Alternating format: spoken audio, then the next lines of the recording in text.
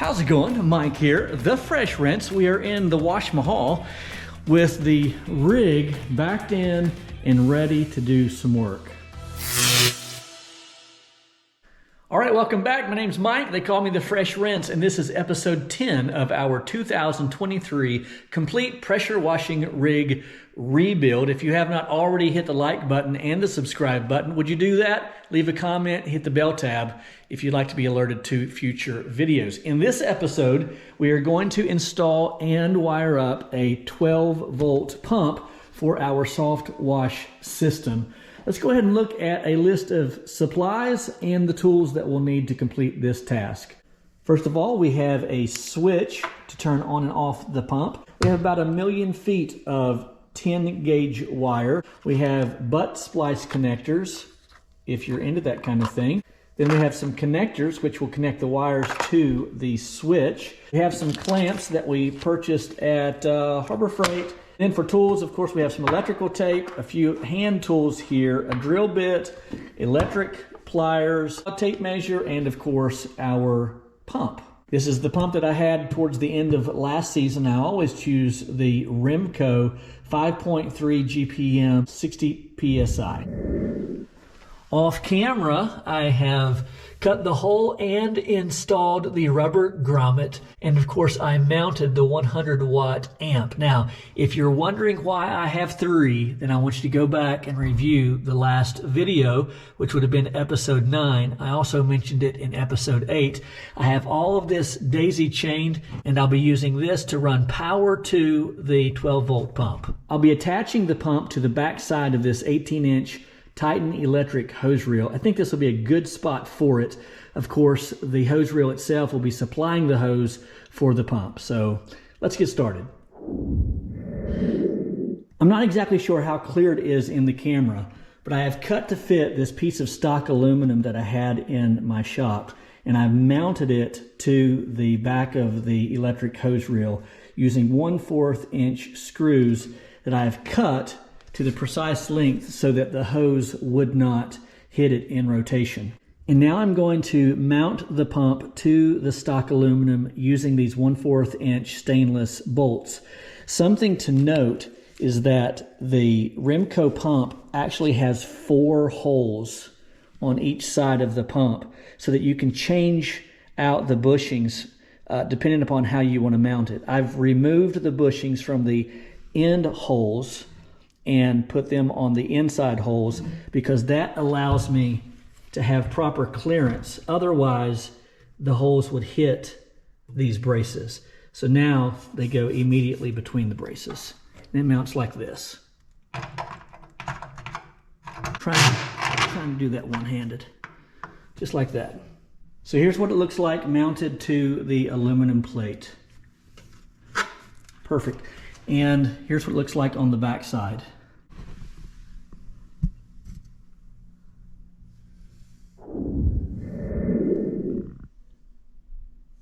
Something that I failed to mention on the front end of the video is I plan to use this 40 amp inline fuse. I got 4 of them on Amazon for about 15 bucks or something like that. And they come with 4 40 amp fuses.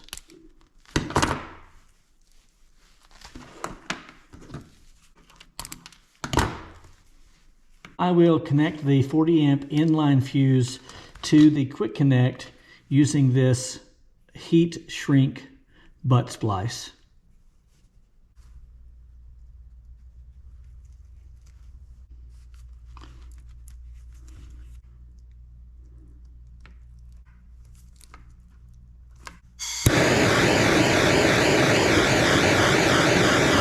And then for added security, I'm going to use the heat shrink to slip over it and heat that up.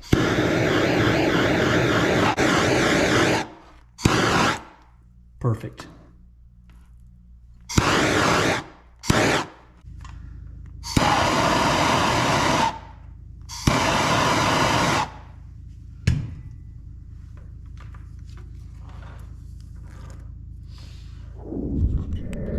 I'm at the point where I want to mount my switch.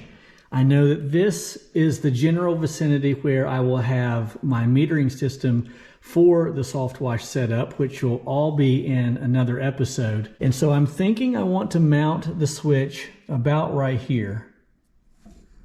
Let me take just a moment to show you how this works. This plate here has this toggle in the back that moves up and down with the switch.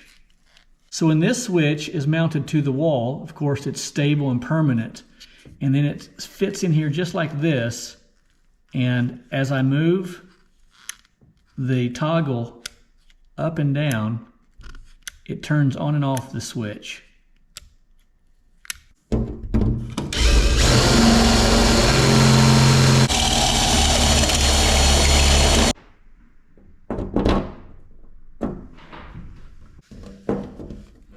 I know that's a little difficult to see with the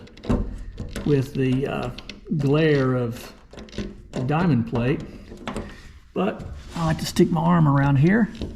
Essentially, just screw that on. Well, maybe.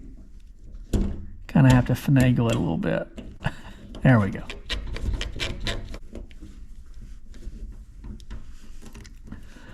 All right, so there you have it. Just like that. I could leave it just like that. It'd be no problem. But I like for it to look cool. So, when we mount this correctly, using self-tapped screws,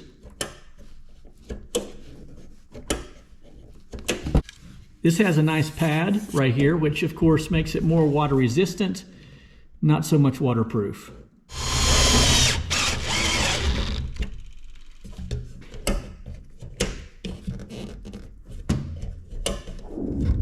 Okay, so off camera, I have connected these water resistant connectors, and then I've also used the heat shrink just for added security. One will go here, like that. This one runs to the pump. This one connects here underneath. Just like that. So this one to the top part of the switch, this one to the bottom. The one that's going to the bottom, it runs inside the box and to the breaker. Okay, so off camera, I have connected the hot wire to the breaker, and of course, I secured it using one of these connectors.